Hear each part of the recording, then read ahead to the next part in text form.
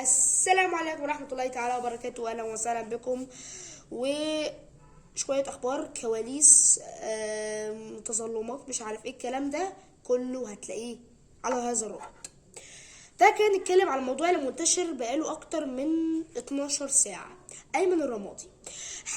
الحلقة اللي قلت لك الحلقة اللي فاتت إن أيمن الرمادي من بداية المرشحين وبقوة لتدريب نادي الزمالك، وده بالفعل حدث. اجتماع بين ايمن الرمادي وحسين لبيب امبارح الساعه 12 بالدقيقه.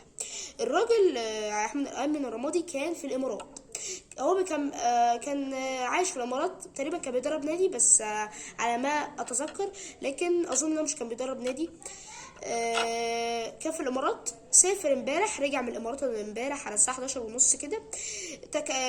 وصل الشيخ زايد على بيت كابتن حسين لبيب، واتكلم معاه على موضوع العقد ومش عارف ايه وتفاصيل العقد كام ومش عارف ايه الكلام ده.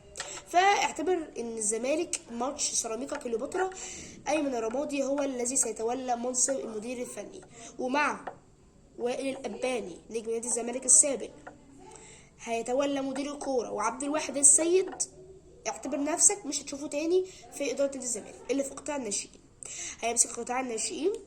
وعندك بيبو، احمد بيبو، ده من مساعدين كان من مساعدين ايمن الرمادي في اسوان وسيراميكا، ولكن هو هيبقى مع احمد بيبو، ده مساعد ايمن الرمادي، يبقى مع الزمالك في مباريات المقبله. بيسيرو خلاص، بالنسبه بقى لشرط الجزائي، بيسيرو لو الزمالك عايز يمشي هيدفع 120 جنيه بس، بالنسبة 120 ألف 120 ألف دولار. بنسبة كبيرة قوي بيصيروا هيفسخ تعاقده مع نادي الزمالك. وحتى هو اصلا طلب من مساعد في نادي الزمالك انه ياخد صورة جماعية مع اللعيبة، ويجمع الصور التذكارية اللي خدها في مصر ويحطها ويسجلها في هاتفه، ويخلص كل الامور. وشرط الجزاء هو 120 ألف دولار مقابل فسخ تعاقد مع بيسيرو. ده موضوع الزمالك. بالنسبه بقى ناخد بقى على الاهلي. انا قلت لك امبارح ان تفاصيل المدير الفني الجديد في راجل اسمه دونيس.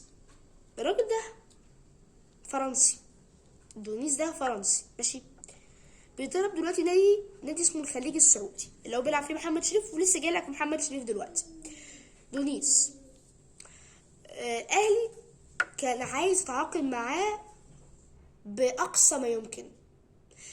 الراجل ده قلت لحضرتك هو بيدرب الخليج السعودي، لكن في 2020 كان بيدرب نادي من، بصوا يا جماعه، نادي مش سمعته مش حلوه، نادي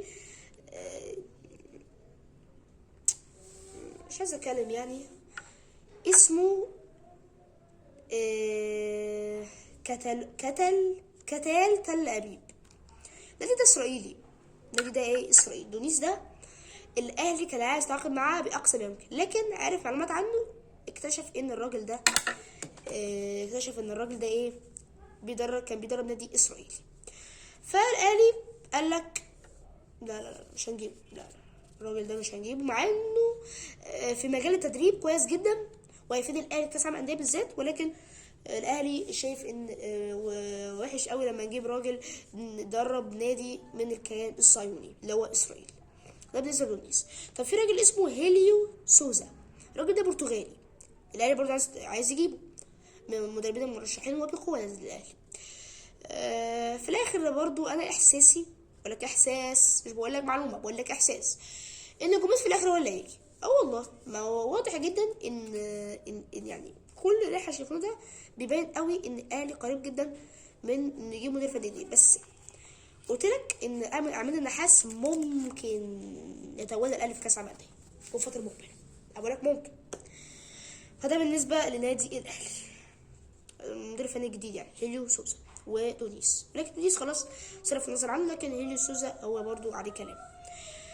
احمد عبد القادر وتفاصيل انه يرجع ولا ما يرجعش، ولا يفضل في قطري ولا يفضل، الموضوع كلها والكلام كله مؤشر الى ان احمد عبد القادر يرجع الاهلي. ليه؟ مهارات عندك، مراوغات عندك، انانيه. الصراحه احمد عبد القادر اناني شويه، ولكن الصراحه لاعب جامد قوي ومهاري. والزمالك على فكره لو الاهلي ساب عبد القادر وباعه، الزمالك هيجيبه. انا بقول لك معلومه صريحه 100%. محمد شريف، الراجل ده عاد لحسابات النادي الاهلي خصوصا بعد رحيل مارسيل كولر. الاهلي يا جماعه ممكن تلاقي محمد شريف مع الاهلي في كاس العالم للانديه. ليه؟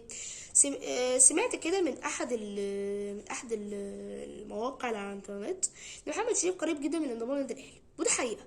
حصل فعلا مفاوضات مع نادي الخليج السعودي لضم محمد شريف، خصوصا نادي الخليج اصلا مش عايز محمد شريف دلوقتي، هو معاه لعيبه جامده جدا جدا جدا.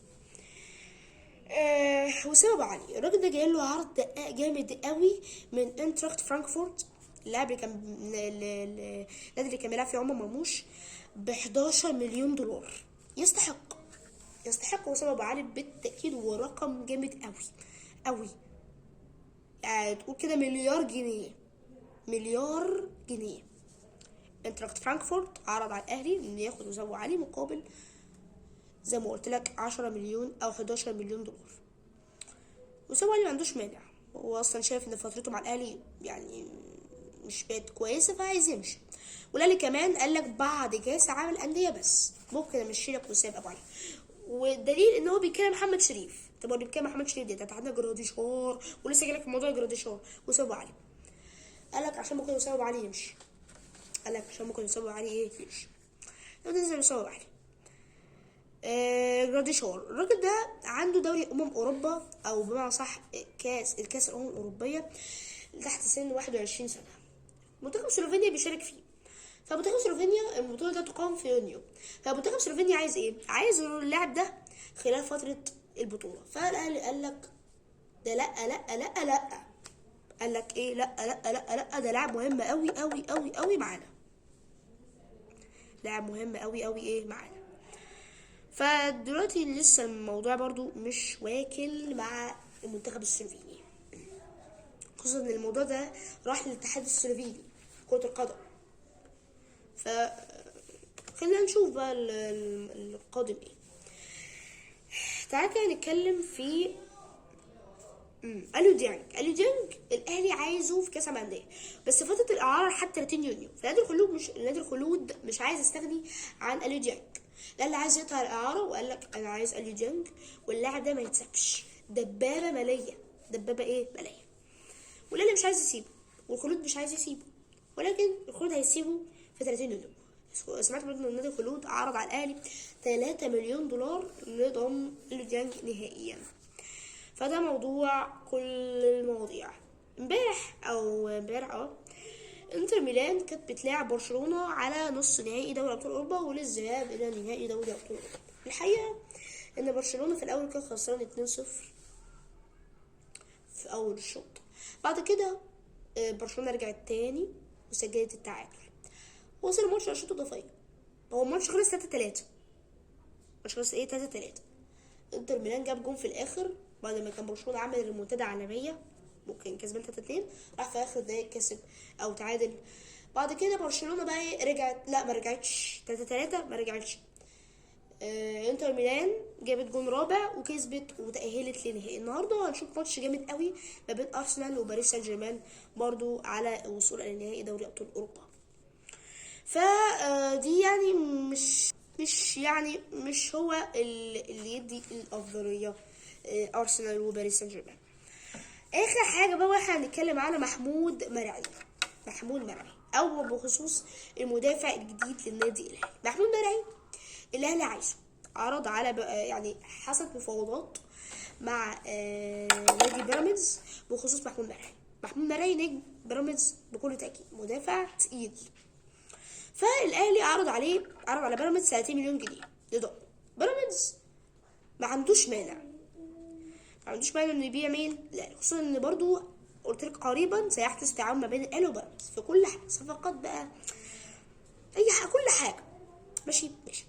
فمحمود مرعي ده الراجل ده قريب جدا انه تلاقيه مع الاهلي في كاس العالم للانديه، فمحمود مرعي برضو من دائره المرشحين للنادي الاهلي، ولو الراجل محمود مرعي ده جه هياخد 20 مليون جنيه في السنه. موضوع مهم جدا جدا جدا جدا. لجنة الاستئناف هي اللجنة اللي هتقول هل الماتش الاهلي والزمالك اللي الاهلي انسحب منه، وبمعنى صح يعني قال لك احنا عايزين حكم اجنبي فما جاش الملعب، لكن الاستئناف ديت هي مسؤولة عن هل الماتش ده هيتخصم، هل يتعاد، هل ممكن الماتش ده يتعاد، هل ممكن الماتش ده الاهلي يتخصم منه 3 نقط ده غير اللي اتخصموا منه في ماتش الزمالك اللي هو هتحسب انه خسر، ولا يتخصم من الاهلي 3 نقط عقوبة على انه ما جاش الماتش. يبقى كده الفرق ما بين الاهلي وبيراميدز كبير قوي، يعني حوالي 4 نقط، 4 نقط، فرق كبير. برضه بيراميدز بعد ماتش فاركو ده خد درس واتعلم. ف نشوف الامور جايه على ايه، والله بقى اعلم، الله اعلم. بكره 8 مايو هتلاقوا لجنه الاستئناف. اللجنه ديت هي المسؤوله عن موضوع القمه، موضوع القمه، هتقول الكلام بشكل رسمي، هتوصف الكلام بشكل رسمي. هل زي ما قلت لك هيتعاد الماتش، ولا هيتخصم 3 نقط، النقط، ولا هيتخصم 3 نقط ده غير اللي الاهلي خسرهم في ماتش الزمالك. ماشي.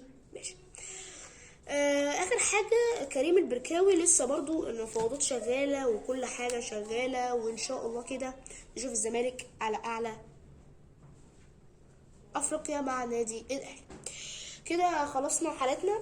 كان معكم مازن حسن. ما تنسوش اشتراكوا لايك والشير عزيزي المشاهد. لو اتفرجت على الفيديو ده ما تنساش تدوس الاشتراك واللايك كمان. وكده خلصنا، والسلام عليكم ورحمة الله تعالى وبركاته.